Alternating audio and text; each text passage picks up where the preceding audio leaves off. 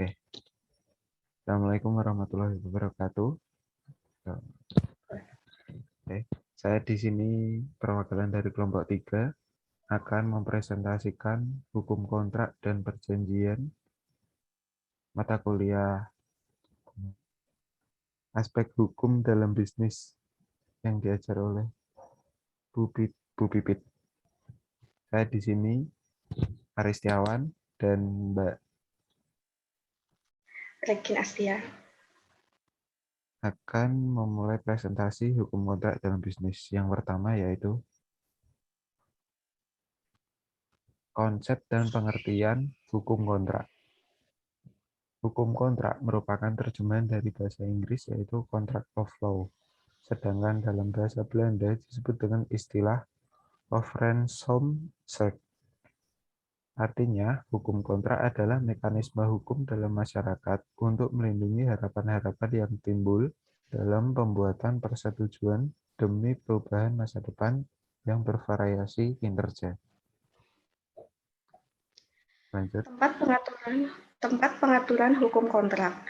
Hukum kontrak diatur dalam buku 3 KUH Perdata yang terdiri atas 18 bab dan 631 pasal.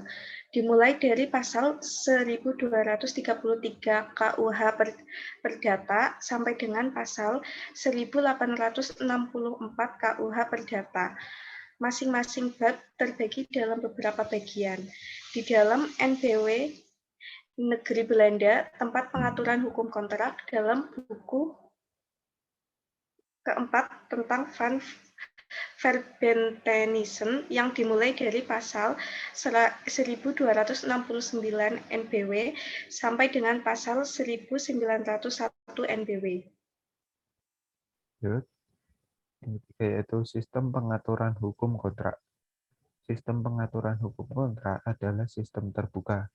Artinya, setiap orang bebas untuk mengadakan perjanjian, baik yang sudah diatur maupun yang belum diatur di dalam undang-undang. Hal ini dapat disimpulkan pada pasal 1338 ayat 1 KUH Perdata yang berbunyi, semua perjanjian yang terbuat secara sah berlaku sebagai undang-undang bagi mereka yang membuatnya. Asas hukum kontrak. Di dalam hukum kontrak dikenal dengan 5 asas penting yaitu 1. Asas kebebasan berkontrak. 2. Asas konsensualisme. 3. Asas pacta sunt servanda atau asas kepastian hukum. 4. Asas iktikat baik. 5. Asas kepribadian.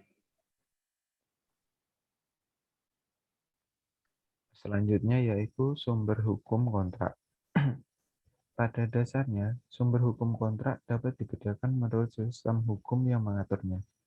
Sistem sumber hukum dapat dilihat dari keluarga hukumnya. Ada keluarga hukum Romawi, common law, hukum sosialis, hukum agama, dan hukum tradisional. Syarat sahnya kontrak. Menurut KUH Perdata atau Civil Law, yaitu 1. Adanya kesepakatan kedua belah pihak. 2. Kecakapan untuk melakukan perbuatan hukum. 3. Adanya objek. 4. Adanya kausa yang halal. Oke. Demikianlah presentasi dari kelompok 3, yaitu mengenai hukum kontrak dan perjanjian yang telah saya sampaikan dengan Mbak Regin. Atas perhatiannya kami ucapkan terima kasih. Wassalamualaikum warahmatullahi wabarakatuh.